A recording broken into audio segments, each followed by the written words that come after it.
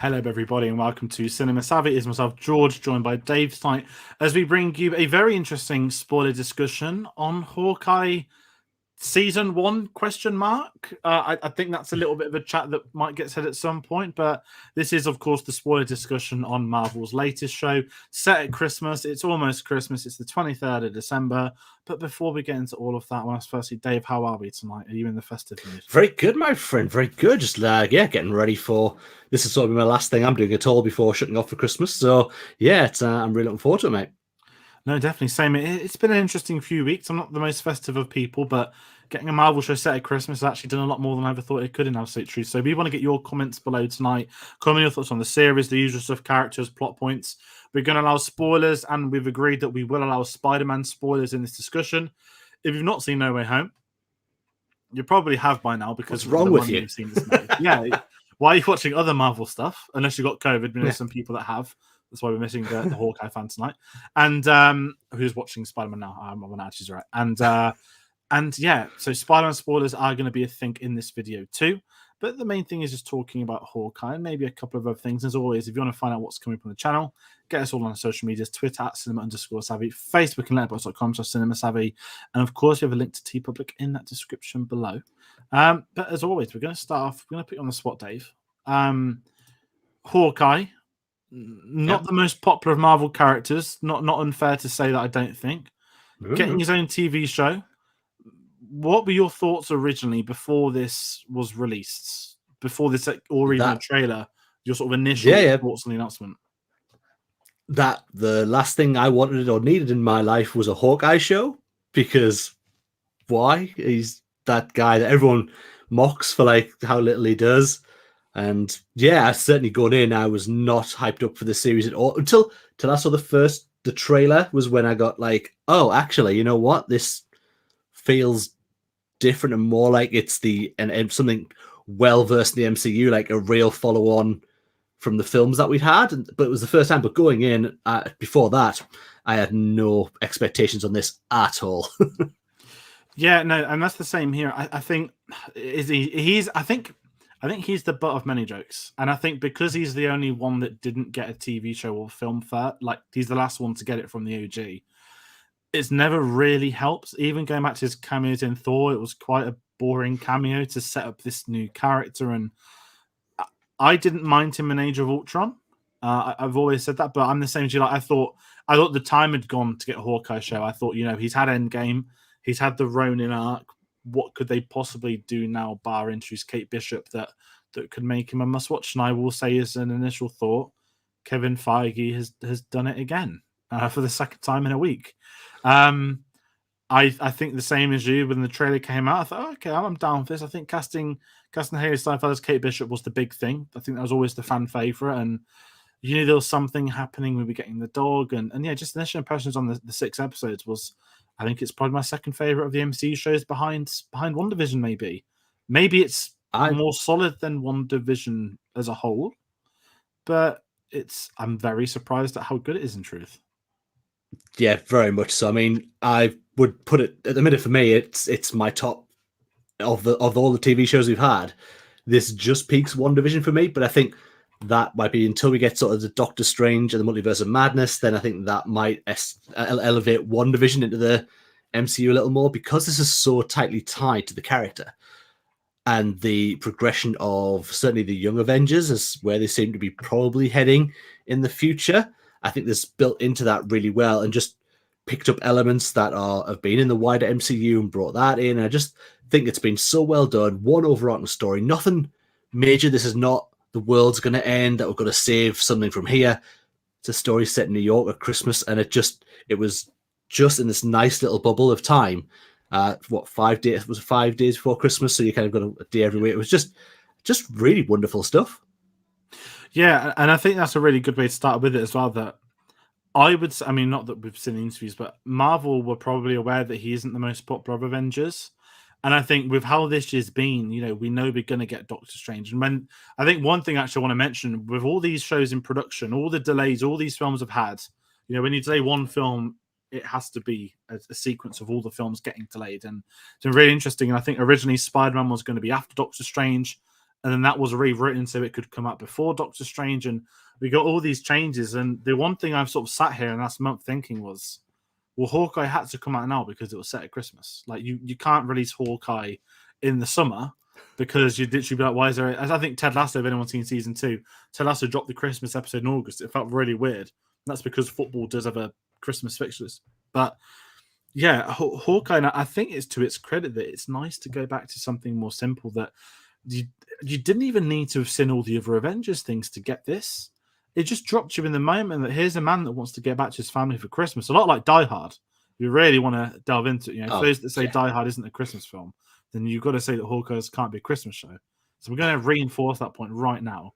But no, going back to this, I'm going to sort of start with Jeremy Renner. I think it was the best thing they could have done, like getting into the characters. Hawkeye, I mean, I don't think there's much you can develop with him at this point in time. It's been 10 years since Thor came out, and as we said, we've had the Ronin arc, we've had his sort of descent into crossing the line, coming back, fixing his family, and you kind of wonder what could they do with this. And then we'll talk about Yelena properly later, but going back to Black Widow gave you the best tease Hawkeye could have had, which was the Yelena on a mission teaser, and also the fact that his whole concept was going to be training up Kate Bishop, I think was quite smart. And really, yes, it's called Hawkeye. I don't think this is his show. I think Kate Bishop steals this entire show, if I'm being honest.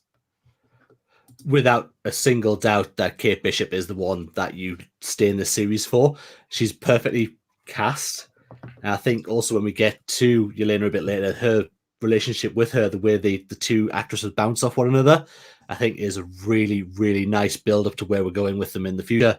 I just think the whole thing is done so well that you kind of, it didn't need, you're right, it didn't need any more storytelling outside that. You could jump into these 5 episodes, see 6 episodes, and see an overarching story and be like, yeah, absolutely perfect. This builds up where we need to go, where this guy's been previously. It tells you more about him as well, like what has happened with his family and like the deafness that he's got. It just builds this perfect picture of a broken Avenger, this guy who saved the city, is now getting thanked in restaurants and things, but he's broken. He's still the Archer he was, but it feels to me that he's not quite the Hawkeye of old. Yeah, and I think as well, there's a weird sort of, I know it's the last episode, we're sort of approaching this as a series for everyone, so we're going to sort of combine all 6 episodes into one, but he's kind of the last one. Natasha's dead, Iron Man's dead, Captain America, we don't know where he is, which is the lovely mystery. On the moon. Yeah. Hulk is in Professor Hulk mode, so we know we're going to get him in She-Hulk next year, and Thor is doing Ragnarok type things that we'll find out about next year, but Hawkeye is kind of the last one on Earth, and it's really interesting to do with him that he's quite mopey, that he doesn't feel like he should have the credit he should for all those battles and whatnot, and it's a really interesting character arc for him. I'm actually going to bring up a quick comment we have here from Bavari, which is finally a ground-based series without cosmic foes. Absolutely, we've got some very strong men we'll be covering soon who could be cosmic in one way or another, but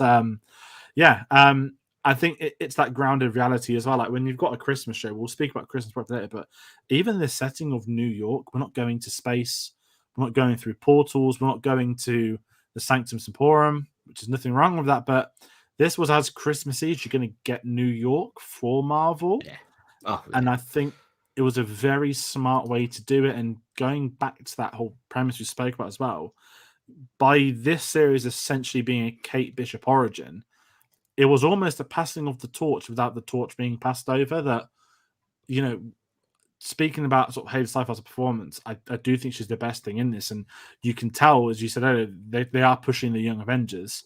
This show is 100% been made to introduce her more than anything. And I think doing it as a show is probably better than giving it a film. And I think even going back to Black Widow earlier this year, we were quite harsh on the review in which, it's pointless. In 2021, that film is now pointless. And having seen what's come out after, it's even more pointless that we're getting these new characters, new worlds, new multiverses.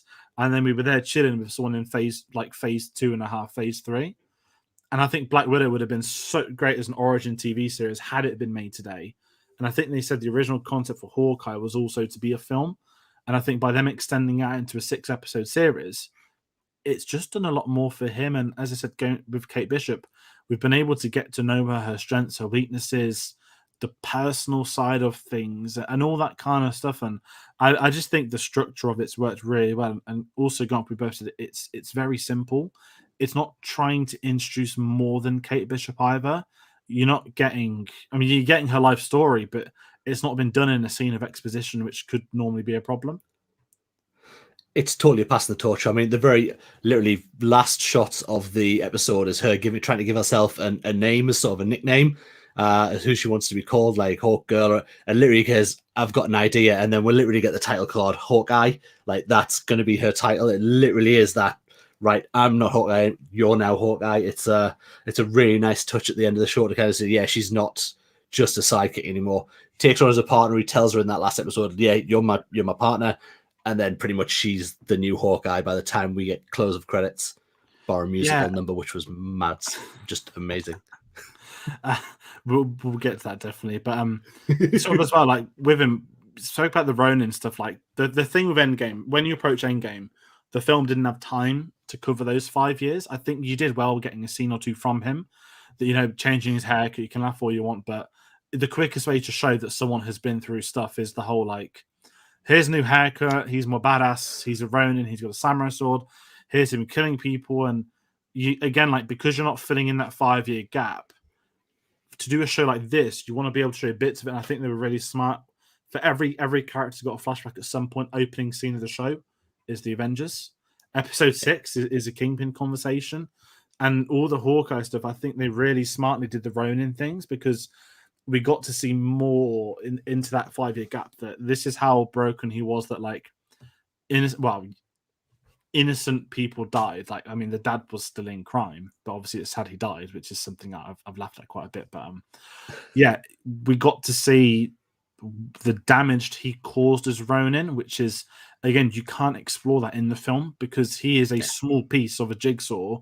Whereas in this, like he is the lead character, you can do that. It branches off into its own story arcs, and I think this is again where the show benefited that anything that needs to be filled in, you were able to create character out within him, and the fact the whole plot revolved around him having to take the Ronin jacket away, and it ends with it being burnt.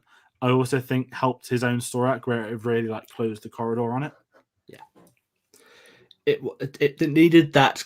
Because of the element of that, it felt like it was an unsort of finished part of the movies, like that Ronin where he went around and just literally killed people for a few years was really kind of like he put real red in his ledger, I guess, is the kind of a thing.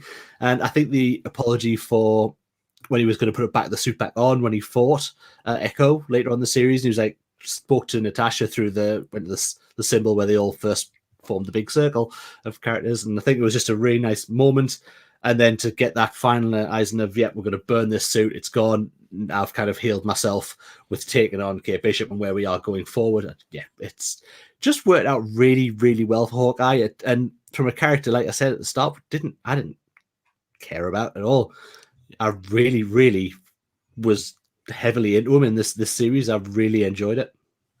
Yeah, and I think it'd be interesting. Like if I saw Endgame now, obviously I'm not seeing it since we did the videos earlier this year, but you'd probably, when you see the Ronin suit, you'd probably now think of Hawkeye. Like, okay, we've seen what he did in that suit. It got violent when it had to be violent, and that's going to be a conversation when we bring up Kingpin, because there's been a lot of weird takes online, which I think we'll have to speak about. But yeah, some of those things, and even the two of them as a duo, like they just have natural chemistry. And I think one of the biggest problems across many Marvel films is when you get two characters great for their roles that just have no chemistry between them. Yeah, I think Thor and Jane is probably one of the strongest ones of them, where you don't buy into the relationship, even though you've got Natalie Portman, who's one of the best actresses working today, and you've got Hemsworth, who is outright Thor. And I think when you've got the whole father-daughter mentorship type thing, this is kind of going in. Jamie Renner and Hailee, they just naturally seem to have the chemistry. When he's got very much a buddy cop. I know someone's comments about Christmas, and we'll bring that up shortly, but it felt like a buddy cop thing, like here's two opposites coming together. One's the fangirl, the other's the tired old person that doesn't want to be involved anymore. But it worked so well between them, and that when they do become partners towards the end, you completely believe in their partnership. And I think some shows have failed doing that. I mean, I say shows. I'm in a minority that I don't think Loki and Sylvie's chemistry is all that. I know a lot of people love them, but I never really believed it. And I feel like I have a couple of other Marvel things, whereas these two, I just think it's natural. Obviously, technically, they're not variants in love of themselves. I guess that's the biggest takeaway as well. I just think they bounce. She's this injection of youth and excitement again that he probably hasn't felt around him for a long time. Certainly since the events of Endgame, I don't think he's had that sort of life. He's sort of stepped away from it all. Like, he doesn't seem to be part of that. He's going to see shows and things and being in New York and with his family, and it just feels that she's this youth and enthusiasm that he's just not felt around that. And the fact she idolized him as a child, and I think we get one of the greatest lines where she said she saw him jump off the building, and it was him who taught her that to be a superhero didn't have to have lasers coming out of the hands, didn't have to be able to fly. She saw this man doing these things. I think he says he fought with a bit of wood and a bit of string is what he says he fights with. Just, I thought it was just so well done. He seems to be rejuvenated by this girl, and she's excellent. And I love the bounce off them. I think she is really good in pretty much everything I've seen her in since I saw her in True Grit early in her career. And she's done so many different roles well, but I think she's so perfect to take on this character. The comic that this is almost based off this series, she looks like Kate Bishop as well. It looks like she's come right off the page, and I think more Hailee Steinfeld, the better in upcoming Marvel things. She's really good. Yeah, and you mentioned the jumping off. Obviously, that came full circle. That in the finale, she got her own moment where she got to do the jump out the window, and it's all these things that come together that you set up, and it's such a minor thing to set up that it didn't spend 5 saying, "Oh, she's going to jump off a building one day." It just gets to the moment, and then you realize that okay, this is her moment now to do it. And you mentioned Hailee Steinfeld, and I think one of the characters actors that everybody's talking about, obviously Florence Pugh as Yelena. Their chemistry is some of the best of any Marvel film, and yet both of them were introduced this year. Both of them are new to the MCU, and it's such an awkward relationship, and it's why it's so good, because you can clearly tell they've probably gotten outside of filming. Maybe they knew each other before, who knows? But I don't think I've not seen many Hailee Steinfeld things. I will admit that, but I don't think I've seen Florence Pugh bad in anything she's been in. But for those two that similar ages to come into this, essentially being that, hi, look, it's a new generation. Here's the new Black Widow. Here's the new Hawkeye. But the fact those two get it off on the ground, they're just so funny with each other. And I think it's summed up in that finale when they're in the lift. When she tries to press the button, she sort of like just slaps her away. And even when they get the fight with each other, like there's something really awkward about that fight. And I just love what they did with the characters. And I think a lot of it also goes to the tone of the show that it's set at Christmas. It doesn't need to be violent. It doesn't need to be over the top, daring, all that kind of stuff. At the end of the day, it's a Christmas series. And I just think those two helped make it. I think if you lose one of those, you lose a bit of humor, because Hawkeye is very deadpan. He is very serious, and you can't have him joke with her. And Yelena is that awkward sort of younger sister model. So I just thought bringing her into it was just amazing. There's no real darkness throughout the show at all, really. It hints at things, and people get shot with arrows, but not really bad shots or anything like that. You can see a few through a hand thing, but there's no real actual darkness. But the chemistry between Yelena and Kate Bishop is probably getting up there towards, like you say, some of the best I've seen in a Marvel movie, let alone some other movies that come out. Like you don't see very many characters who come along and just seem to just bounce off one another so well, and they must get on well outside that. You can't put that chemistry on screen and not be somewhere in them. It just doesn't feel like it's a forced thing at all. Like we're just acting here. They feel like they'd be absolutely fine as soon when the cameras are cut, that they would get on that way as well. I love the lift scene. I love that play on her trying to push all the lights to stop the lift going down. Them, let's go for a drink instead. Yeah, I'll just kill your button and then we'll go for a drink. They're just brilliant. Even the scene where she throws the sauce out of the hot sauce and she's like, hi, she was good in Black Widow, but I thought she stepped up even. Like her chemistry with Scarlett Johansson was all right, but nothing like this level. Yeah. this seems like a new addition to the MCU. One I can't wait to see grow over time. Yeah, and that's a really interesting thing you mentioned about the sort of the chemistry, because the weird thing about Black Widow, because Florence Pugh was great in it, Sky's obviously great in it, but there was that awkward dimension, whether it's intentional or not. And I just felt that with this, it felt way more at home. Like, not that she's settled into MCU, but because with Natasha, it's in theory a ghost. That whole film, like, we know she's died in the future, so it's about how are you going to get to the journey, how are you going to get to those moments. And I think what kind of played into Hawkeye, actually, the emotion of his character, like the fact that he's still not over Natasha and he never can be. And that's what I love, because it stays so true to his character. He won't speak about it. He doesn't want to. He has that guilt. And I think that's summed up in the finale. Like, you get an okay fight scene between. That's fine. Like, she's probably could beat him because she's, a Black Widow. But it's when you get. I've seen a meme that's actually ruined this today. But the whistle. I don't know if you've seen the meme. The special whistle. Martha, how do you? Why did you say the name? Someone did a. Why did you do the whistle? Why did you do that whistle? Nowhere near as bad. This is done much better. I'll give it that. This is done a lot better than that. But even that scene, when you get like sort of Jeremy Morris's like sort of tearful confession, she died because she beat me in the fight.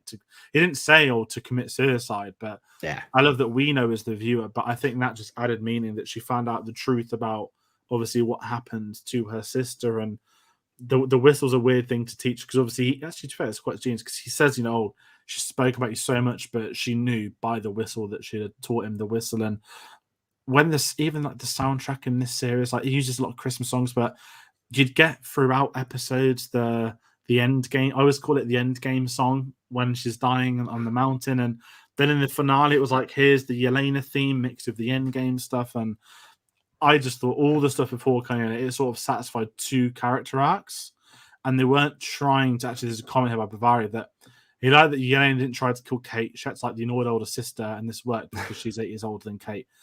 And this is it. She wasn't trying to kill her, and she knew that she wasn't her target. She's got no meaning to go towards this person. Her goal is to kill Clint Barton, and I think that really like added to the elements of it. And that all goes down to, I don't think if Florence Pugh's not acting that properly, if they've not got a believable chemistry as the archer and the assassin, that can't work. Whereas it does work, so the awkwardness settles really well. I just can't think of a better pairing. I think Florence Pugh is an actress who's still fairly early in her career, but is pretty high in terms of the quality of her acting. Like you said earlier, I've not seen her put in a performance where you go, I don't really like that Florence Pugh performance. She's been pretty good in everything she's done. And that she can now come play in the MCU where she's not having to do a serious thing. And she probably now not be asked to do like a full film. So she won't have to take like 4 or 5 months to be out and do other things. She can probably nip in and do appearances in a bit of the show here. She can do a bit here and then pull her in for obviously when they get to Young Avengers eventually down the line, where she'll be a big part of that. But I think she's just been perfect for me. I just think the balance of the tone of the whole show has been done really well. The Christmas setting was pretty much genius to do that. I love the whole thing. I love the Rockefeller Center. I love seeing the big tree. I love how it played into part of the action, the rink. I just think it's been done brilliantly. Yeah, let's stick on that. Let's talk about something I'm in a minority on. What did you think on the? I guess now we know she has a show. We say the introduction of Echo. I'm curious to know your thoughts, because my background is I knew nothing about the character until episode 2, because then everyone told me she was related to Kingpin, and that's when that hype kicked in. But I'm curious to know your thoughts, because I'm quite torn on this character. I'm not sure where I stand, if I'm being honest at the moment. I like the way they've pulled the character. I mean, the comic book series that they've based this show on is like a Hawkeye comic. That's probably the most famous Hawkeye comic around that they've been brought in. Obviously, we know there's going to be an Echo show, which we now know is pretty much not just going to be an Echo show. It's probably going to be the new version of Daredevil, where we're going to get an introduction to those characters in New York. And I think that's going to be the big pull from it. That I don't even know if it'll be called Echo when it comes out. I think that's when they release it, they're going to go, we've got Echo. And then I think by the time it gets around, we'll have a different title for that show, but that's who will be in the show. The actress I thought was fine. And I don't know if it's because, and don't get this is not a like, oh, she's deaf, and I don't really like that. It's just I don't know if the other characters around her were strong enough to pull that deaf character through. The main guy who was with her, and I can't remember his name, but so the other head who she now knows was in on killing her dad, was pretty good, but I just didn't think there was enough. I don't know if there was just not enough chemistry in her. I don't know what it was. Yeah, I didn't buy her as the big character for the film, for the series, and she didn't really get a lot of screen time. Her story was kind of like, yeah, your dad's gone, and she got that beginning episode where you saw her as a kid growing up.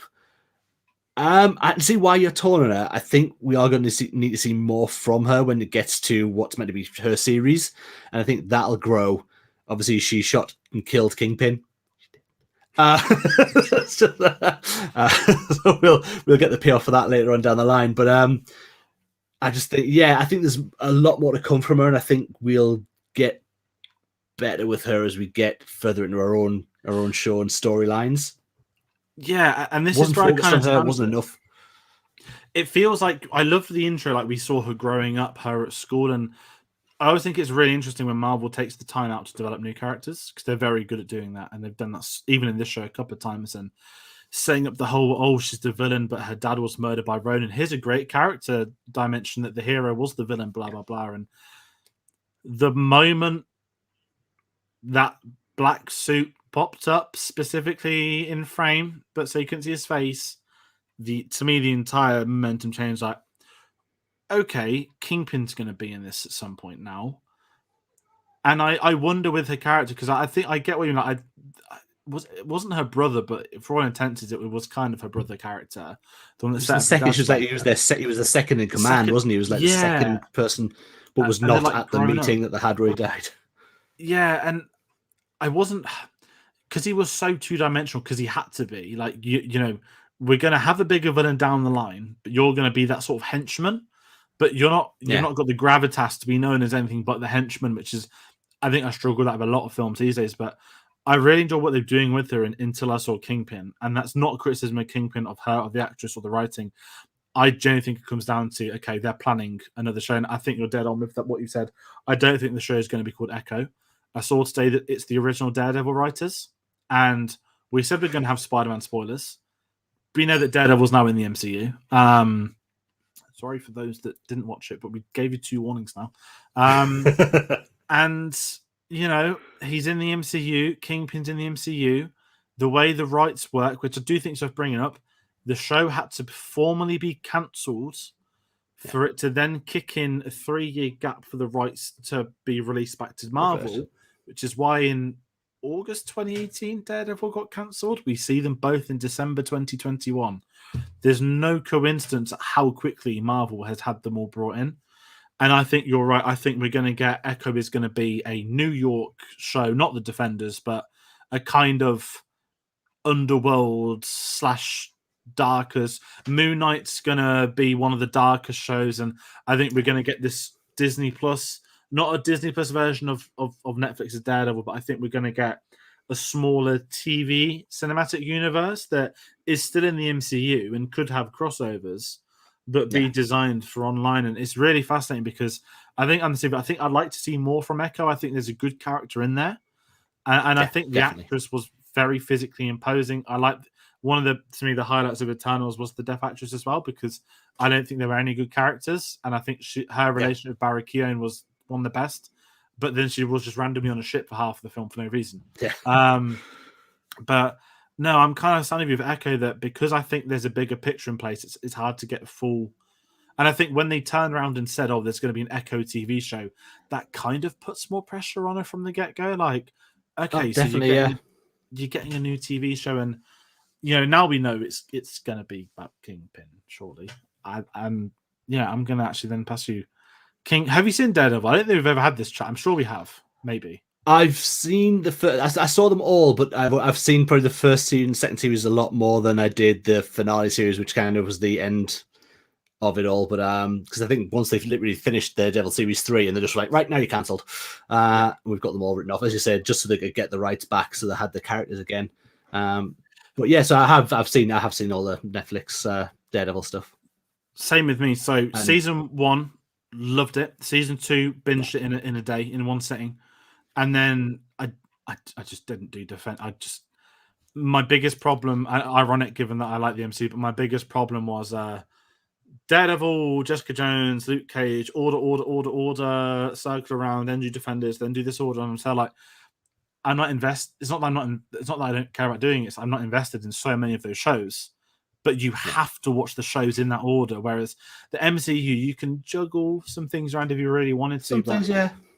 I never saw Daredevil season 3, and then it got cancelled within a week. And I thought, you know what? No, I'm not going to. It's been cancelled, and now I have a reason to do it again. I'm looking forward to going back to it, but I do remember it was the pre-modern Netflix where every show had to be 13 episodes, and I remember a lot of it dragging, a lot of angry Daredevil fans. But bringing Especially Kingpin into this, I'm not doing that. Sorry, I mentioned Iron Fist and he fell asleep again. Sorry.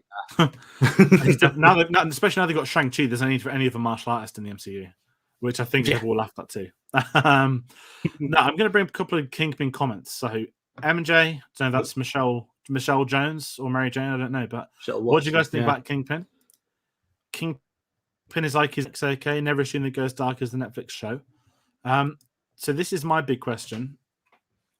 I understand that you can't have an R-rated Kingpin in Hawkeye.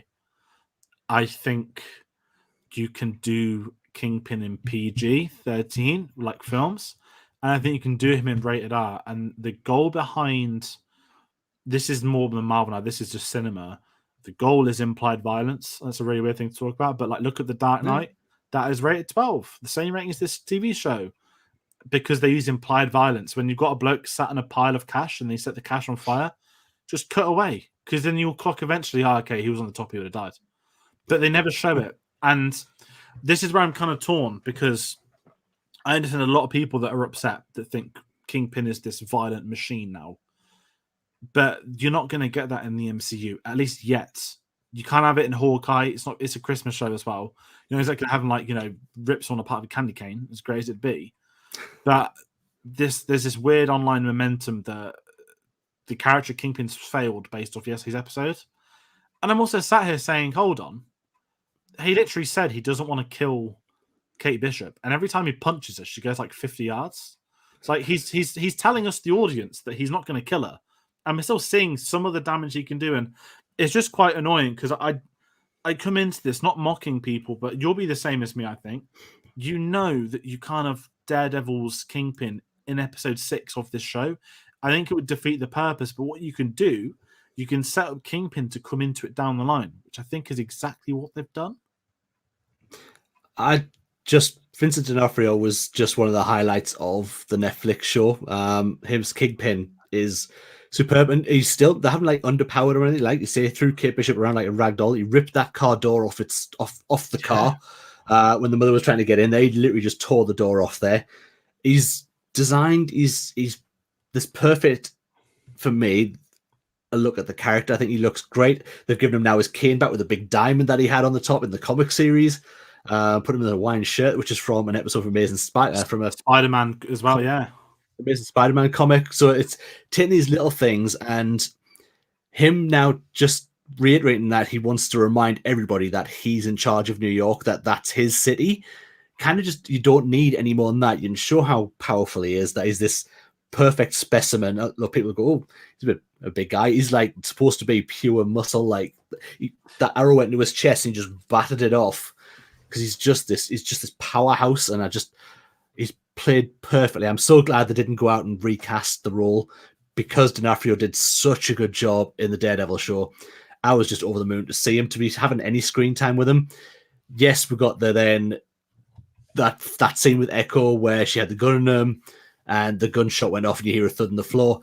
There are comics where Kingpin's been blinded, so I think if anything we might get that maybe telling in it, or they might see that was what the damage was. But we know they're not going to bring D'Onofrio in for half an episode of Hawkeye and then be like, well, he got shot and he was killed off screen and now we move on. It's not going to happen. He's coming back in the show, whatever way they're going to choose to deal with what happened in that. And it's nice that we now get that telling if he's hurt when we get into Echo. you know why and what happened, and I'm sure we'll get a flashback to exactly what happened in that alleyway where they should pull that shot or what. But yeah, I just love the interpretation of Kingpin. I'm so glad he's back, and I can't wait to see more of him. I think he's perfect encapsulation of the Kingpin character. Yeah, and I think what I loved of him was the opening scene of this episode is getting very underrated, where it's a business deal with a gangster, and like the classic Kingpin moments from Daredevil, where like he's getting angry and he's trying to control his anger, and it's when he does that sort of panicky thing where like he's like, you know, you don't want to do this, but he's got such a great voice, Vincent D'Onofrio, as well. Like it's so calm and angry at the same time. Like I don't know how he does it. Like it's just he's so good, and it just makes me think like that opening scene was everything we need to know. Okay, he's been around still. He's got people working under him, and he's got a good thing going, as he says. And Kate Bishop's mom's going to ruin it for everyone. And I just think it's a smart way to bring him into it. Well, comment from before again. I know the Daredevil soap. I never thought this was canon. Both Kingpin and Daredevil was so different from the comics, and this is it. Knowing they're both back, I think what this means is that Marvel's going to be cherry picking the ones they want. I'm going to be blunt. And this isn't a disrespect on any of the actors or actresses from those shows. I can see these two being the only two that get carried over. Maybe like there's Daredevil supporting cast, you know, like was it Foggy? It's not been a while since Foggy, yeah. Fozzie, that was the bear. Sorry, his little crew. I can see them getting pulled over. Yeah. I don't see Luke Cage. I don't see Jessica Jones. I don't see David Tennant. I don't see many, but those two. And I think this is where Punisher will come. Punisher will come. I will bet everything on Punisher coming to the MCU at some point, because you'd be ridiculous not to use John Bernthal.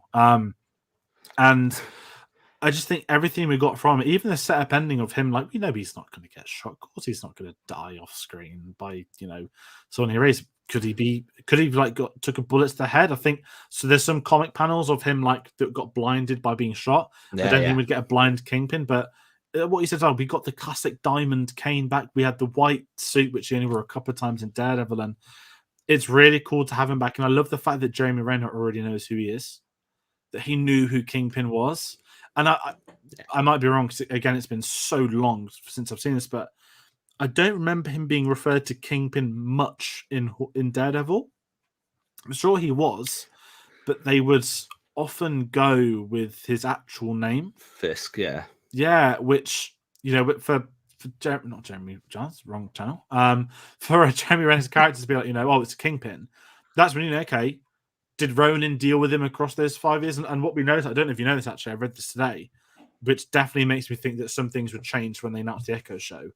The original credit scene for this show was going to be Wilson Fisk getting a delivery, and it was going to be Ronin's samurai sword saying stay away from Kate Bishop's family.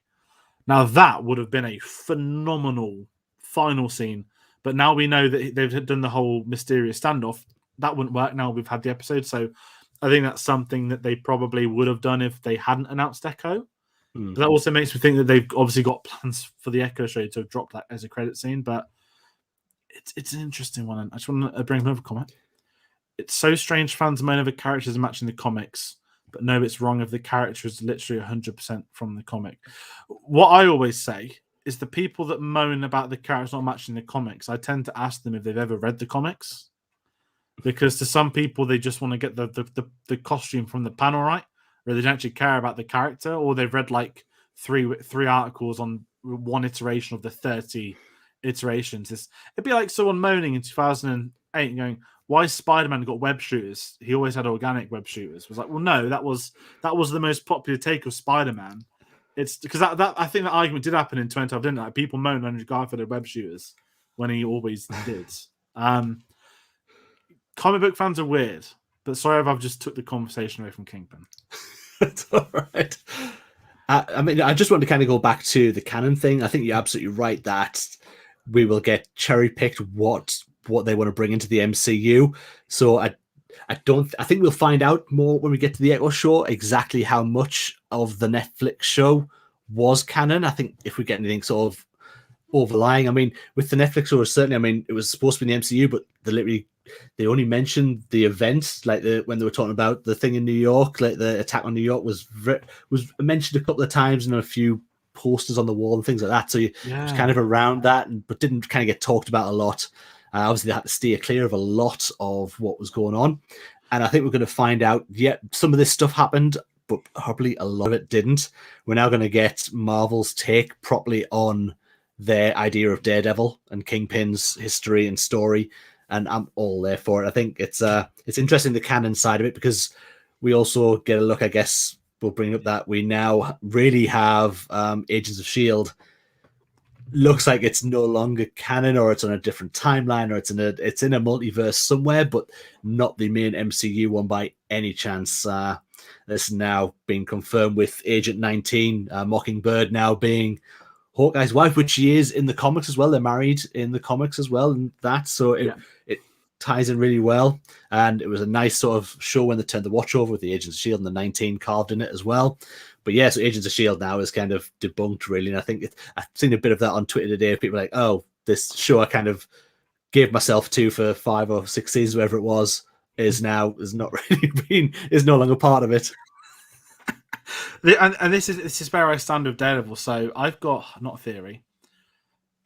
If the M word is going to be the new, like, Ovies, where's it, the multiverse. If they don't want to reference the events of Netflix's Daredevil or anything like that, they can say the multiverse. This is their universe's Daredevil, and they can do that now. I think maybe more so in May than now, but this is what's fascinated me, because again, I only saw 2 seasons. They can probably just cherry pick things and make immediate references. And I think the behind the scenes of the Netflix deal was actually incredible. I remember when I was at college when it came out that just after the Avengers came out, it was a massive news of, like, Marvel has made a deal with Netflix to make 4 character shows and then combine them for the Defenders. And I remember it being this black and white announcement, this is going to be like an adult rated Marvel stuff. But at the time, I'm not sure if you're familiar with this, Kevin Feige wasn't in charge of Marvel. He wasn't, no. The creative choices were done as a panel, and Kevin Feige never wanted from my understanding, never wanted the full Netflix deal, which is why the fallout from them signing over to Netflix is that Kevin Feige got made president of Marvel Studios / Full Control. And I believe that is the reason why not a single character was ever used in the MCU films, or was ever hinted at, or stories hinted at. And it does make me think that the timing of them coming into this, yes, cancellations happened, but Marvel getting the multiverse stuff next year, could that be something that I don't know? But I think Kevin Feige is a guy with a plan, so that he knows what he's doing. And he's probably watched Daredevil. You know, we know that Charlie Cox was in Spider-Man, and if he didn't want him, he wouldn't have cast him, he wouldn't have used him. And it just makes me think that, is there more to it? Are people overstepping it? But as you said, they're going to pick what they want, the things that worked for them. And I think these two are number 1 and 2 to take out of there, and almost like a test, like, oh, how did the audiences react to Daredevil in Spider-Man? Well, they all cheered. Like, people were cheering.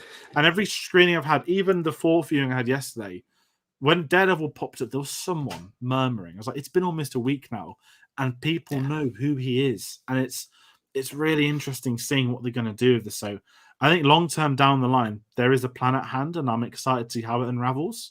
But it is a very tricky situation, and I think maybe by alienating the Netflix shows from Disney for the last sort of 8 years, that might have actually helped them quite a bit. Who knows? But yeah, that's a big side piece tangent. I think we knew we had to discuss, right? I'd say, because I said the whole New York thing. I mean, I'm going to mention this before we start getting into, like, favorite scenes and things like that.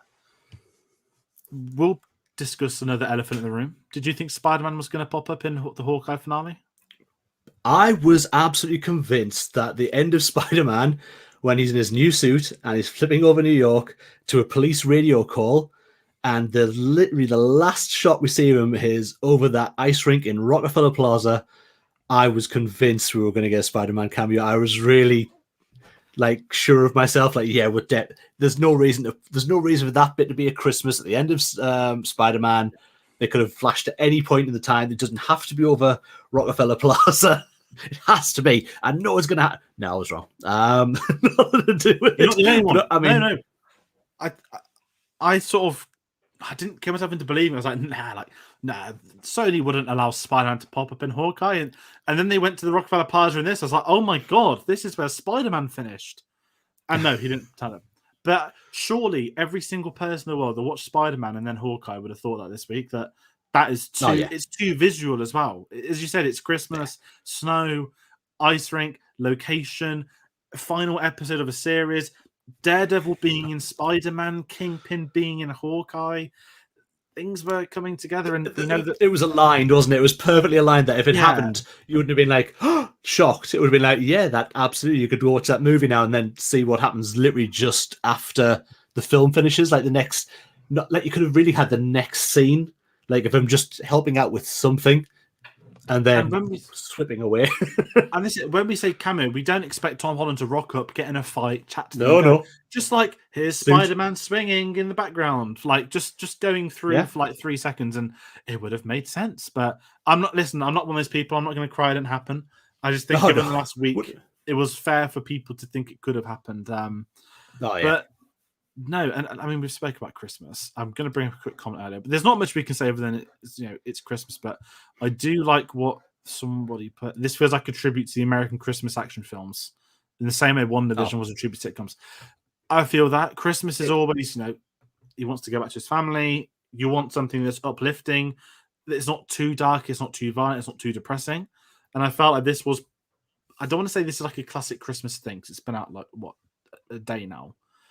But I can see a lot of people, not to the levels of the mass world, but a lot of Marvel fans watching Hawkeye every Christmas now. And I don't think it'd be like religious viewing like some people have with certain films. Some people die hard. Everyone's got their Christmas traditions with films and all that kind of stuff. And maybe I'm rude to think Hawkeye couldn't be a part of that, but I've never really had Christmas TV shows before. I don't know. I mean, you get your specials on things, yeah. But no, I think for me, it was one of the things that really interested me in the setup of the show. From that trailer, say when I was bought in, was like, oh, we're getting a show set at Christmas in New York, and that to me is great. Obviously, this thing has huge diehard overtones right the way through it. It just felt very much. I saw Die Hard yesterday at the cinema, and you've totally boiled like and see the kind of vibe they were going for the show, and the fact we got an hour-long last episode, which is we've never had something. I know we've had other shows, but we've never really had an hour-long. At the end, we've had longer shows that have got a sort of 49, 50 minutes, but to get an actual full hour shot of 50, it was just shy of an hour. Just give you that little bit extra that it needed just to get through the final part of the story. I thought it worked really well. But yeah, for me, the Christmas setting was part of its charm. And I'd certainly, it's something I now wouldn't think, I could watch that in the middle of summer. But definitely could say, I wouldn't mind going back and revisiting and seeing those characters again. And yeah, I'd certainly revisit it at Christmas. Definitely. A quick comment. Is anyone thinking Disney would send people to see a series that's aired on a competitor? Sorry, I missed this. I'm going to assume that was during the Daredevil Netflix discussions. I think it's going to work. I'm going to be rewatching Daredevil very soon. I think a lot of other people will, but absolutely long term, 100%. We own the characters now. We do what we want with them. We're not helping Netflix out. You can argue with the Sony Marvel thing. It's a very good deal for both ends, and they've announced that Tom Holland signed a new contract. They're going to continue developing films together. It seems, I would say, a healthy relationship with Sony and Marvel, given 2 years ago when there wasn't a relationship for a few weeks. So that's something always to think about. But just sort of wrapping up with this. I know I spoke for almost an hour now. I want to the 6 episodes. Do you have any favorite scenes or standout moments? I know we'll go into final thoughts as a whole, but it's really hard to narrow out because I don't think I'm disvaluing the show by saying there's nothing standout. There's many, many fantastic moments, but the consistency of the shows is something I don't think the other Marvel TV shows have had at the moment. Even WandaVision, which was fantastic, and then I think it did dip towards the ends. Whereas I think Hawkeye has just been solid all the way through. It's been very good fun. And as you said, it's not trying to do too much. And, most of the action set pieces they do are pretty great. The fighting's pretty great. And I don't have a specific best scene out the lot. I'm sure some will come to mind if I try and think, but I think that's more of a compliment of the show in absolute truth. I've got my two very favorite top scenes. They are both the Yelena and Kate Bishop scenes. The meeting back at her apartment and the lift scene today, like the whole fight and including the lift scene, I thought were just this execution of two characters and two people having the best time doing something really silly. I just thought they were just excellent. Outside of that, I love the LARPers getting involved in the final fight where they said it's time and go and get their costumes on, and Clint just looking down from the tree being like, yes. So yeah, I think you're right, there's nothing like standout, and that sounds really bad that I've not included Hawkeye in any of those scenes.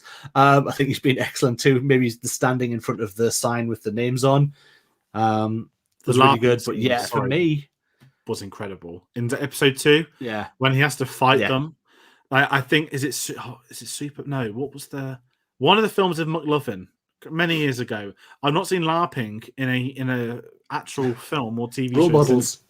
Role models, that was it. And when they did it, I was like, oh my god, they're actually going to go LARPing in this, and they became characters, and I enjoyed them. And I think you're right that they got a lovely payoff, but I just loved. Yeah, maybe LARPing is going to get popular thanks to Marvel now. Who would have ever thought that? It might do again. But yeah, so I thought that was really nice that they got those characters in there. I mean, Grills is in this comic as well, the Hawkeye comic that's based on. So that's really good. So it was nice to get him in there. But yeah, I just think the characters of Yelena and Kate Bishop for me stole the episodes every time they were on screen together. No, absolutely, and I think they do steal it, and I think as well it is probably smart they brought in Yelena through the TV now rather than film. Although she's introduced in film, they can build her through TV for when she does want to come back into films. And if Doctor Strange shows anything to go by, maybe it's not important that you know the events of WandaVision. I'm sure it will be. But there's a lot of funny memes about that at the moment. Quick comment by Bavari. All the Yelena Kate scenes last one with Clint Yelena. All the scenes with Clint talks in that in episode 5. Like I said, I think the show is consistently fantastic. And if I'm going to rewatch WandaVision before Doctor Strange, but there's a chance this could eclipse WandaVision on a rewatch potentially, which would be crazy to say. But so, given my final thoughts on this show, this is a show I thought was going to be pointless, that didn't need to exist, that existed to appease an actor from Marvel. And how wrong was I that the Hawkeye show has been one of my favorite TV shows, and it's bingeable. Like I've not had I've seen it every Wednesday. It's not been a WandaVision like I must wake up and see that like Mandalorian. But I've sort of watched these with like a smile on face, like this is really good fun. And for a year where we've had, intense multiverse stuff, further intense multiverse stuff, and a boring 3-hour drama about 20 people. It's nice to get something a little bit more simple. Just Hawkeye getting his way back for Christmas for his family. So rounding off, for me personally, absolutely adore this, and I'm excited to see what the future holds for a lot of its characters because, I said, Kevin Feige, I said it all year round, Marvel's done it again, and that man, there's no stopping them. And not that they should be stopped. A lot of people moan about Marvel, and I'm trying not to rant now. A lot of people moan, but they're doing a lot of things right. Otherwise, people would start watching them, and no one's stopping watching. They're carrying on going. So that's my sort of polite final thoughts on Hawkeye. I'm with you. When it came in, didn't care. Literally, there's only Charlie out there who was like, "Please give me more Hawkeye," and we were mocked Charlie for that. And then it's been brilliant. It's been absolutely amazing. Certainly for me, right now, it is my favorite Marvel TV show they've done. It's right up there for me. I've loved every episode. I've watched it religiously. I watched every episode through on the first day it came out, and I've loved the relationships and the humor. And I love Steve Rogers, the musical number. And I thought the whole thing's been played so well that you're right. I can't say any better than a lovely, and it was in the comments earlier, that a street level Avengers show where there was an Avenger in it, but it was nothing massive a threat. It wasn't going to affect the rest of the world, whatever happened in this show. But it's just done really well. The writing's really great on it. And for me, I couldn't speak more highly about it. I really, really loved it. No, absolutely. And like I said, I think a lot of people have that. It's been a nice show, and, not even talking about the year with Bloody Ad, but the timing of it as well. You don't want a morbid show at Christmas time. You don't want something too deep. You want something nice and chilled out. And it delivers on the Christmas front as well as the Marvel front. And I think that's where they've got this right. They've been able to strike the balance. And I think that's going to round it out for our review on Hawkeye. As we said, season 1, maybe, ? Personally, I I don't think we'll get a season 2. Maybe they'll prove me wrong. I think Kate Bishop will be at a point where she'll get put in a team-up film next or in another show. But either way, we want to know your thoughts on this series. Comment below. We'll get back to your comments. Thank you for those who've been watching alongside of us, commenting along. It's always nice to bring up the thoughts on the Marvel discussions. As I do hit that like button. Marvel's not going around stopping anytime soon. So hit the subscribe button. We've got a lot more Marvel videos on the way. Just round out the Marvel content for the year, which has been absolutely insane. Aside from the new releases, we did the Marvel Infinity retrospective, which you jumped on a lot of them for, which I'm really grateful for at the start of the year, which is crazy to think that was then. And we've had 4, 5 TV shows on Marvel this year, 4 films as well. The 24 reviews. Like nine Marvel things this year, which seems massive, even though it doesn't seem like we've had lots. But yeah, like 9 shows. I read things. Phase 4 right now is something like 600 minutes shorter than the entire Infinity Saga, which is an insane statistic. So yeah, I said Marvel, it's not going away. It's not going away anytime soon, people. And although Disney Plus Hawkeye it's not the only Disney Plus thing, because this year technically doesn't end until the 31st of December, as every year does. But the Book of Boba Fett starts next Wednesday. So every Wednesday at 10 p.m. GMT, we're going to go live with our Book of Boba Fett spoiler discussions. The same thing we did for Mandalorian when that was airing. And, we've basically had a year of that Star Wars content on the channel, which has been quite interesting. I think I'm going to be speaking a lot about that next week. The first year of my life, I've never watched Star Wars in a calendar year.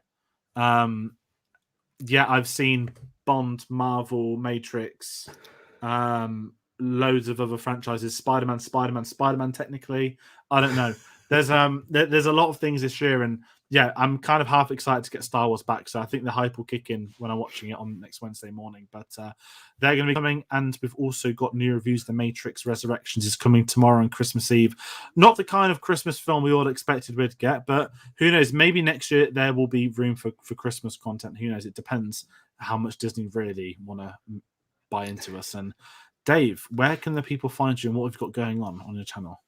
If you want to find me, you can find me over on YouTube at The Life of Brian, spelled as my name is. It's coming across the bottom of the screen. Model builder, part work builder. The Terminator you see behind me was built there in the middle of Ecto 1. There was a rumored Batmobile 66 coming out March next year, so that will be coming on board. And I'm also looking at doing something for Book of Boba Fett. Not quite sure what that will be yet, but something around that as well. So you can find me on there, and I'm always on Twitter being hilarious. I'm just on there sometimes. No, absolutely. Follow him on there. Subscribe to the channel. There's a lot of good videos. And there's a reaction to your Spider-Man in the car, which I've seen. I'm quite used to your car reactions. I know that's been a thing for a couple of years now that other people might not know about. But as I said, everyone, do get us on their social medias, Twitter at @cinema_savvy, Facebook and letterboxd.com/cinemasavvy. We've got details of all our videos coming up. Chris is, of course, covering the Lord of the Rings month. So there is going to be a review coming out for Return of the King next week. And I think a couple of other videos. So more details will be on the social medias. But again, thank you to all that are watching. Thank you that's been checking out our Marvel stuff this year. I guess we'll be back with Doctor Strange in May. Potentially She-Hulk in May or March. I don't know. They've not released the schedule yet, but the Marvel TV shows aren't stopping either. So thank you all once more, and we'll see you on the next one. Take care.